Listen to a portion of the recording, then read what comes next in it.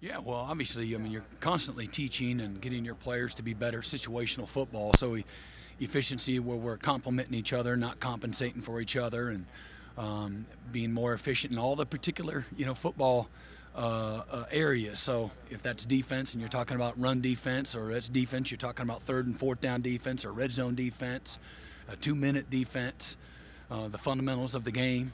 All of it leads to efficiency, and the same thing on the other side of the ball, in the same exact categories.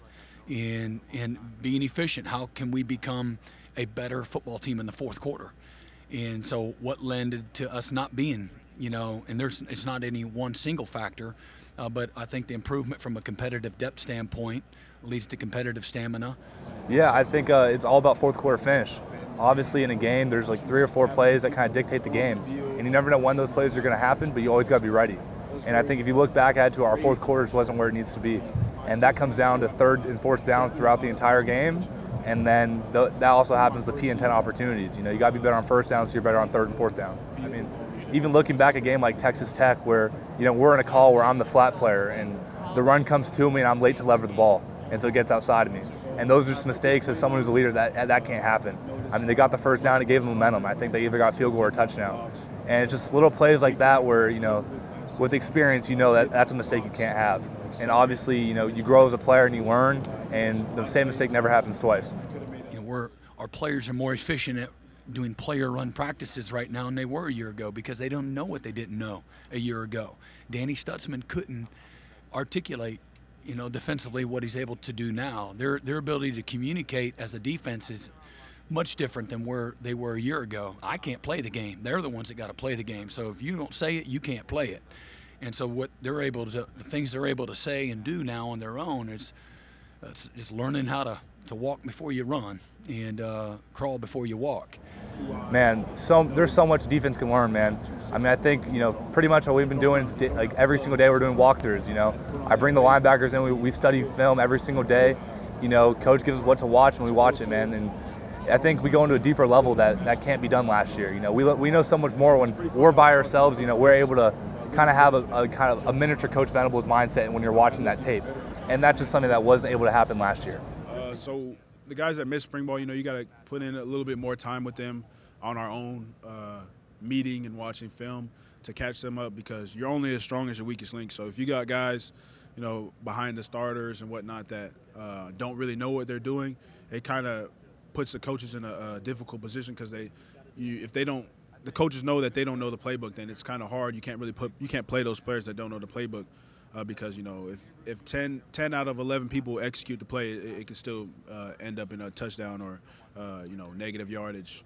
And so we've had to spend the extra time after lifting in the weight room, or player practices and film rooms, or coming in on Saturdays.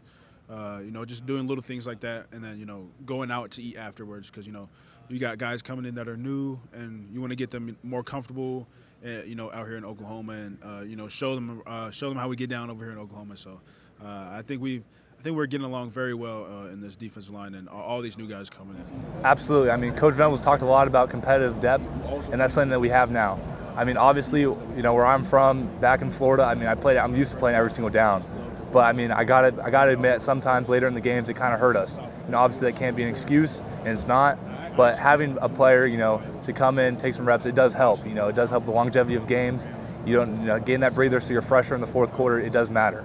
Yeah, we have we definitely brought the right guys in this off season. So shout out to our coaches for that.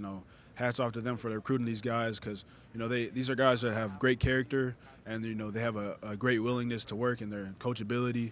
Man, I feel like I sound like Coach V, man. but no, we brought some great guys in, and I'm really excited to watch them play.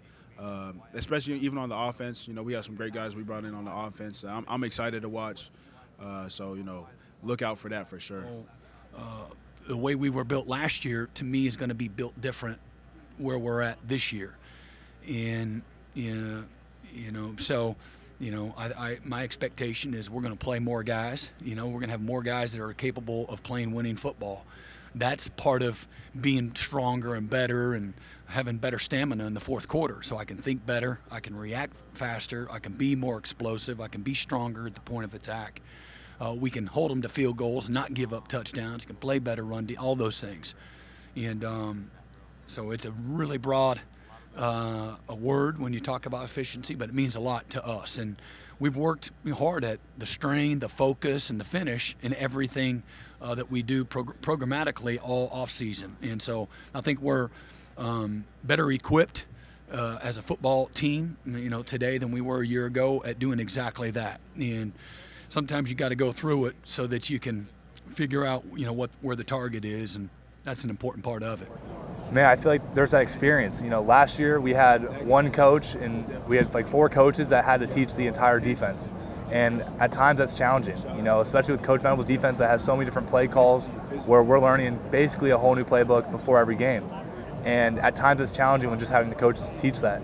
But now that we have older guys with experience, that when the coaches aren't available to coach us, the older guys are teaching the younger guys that don't know the system.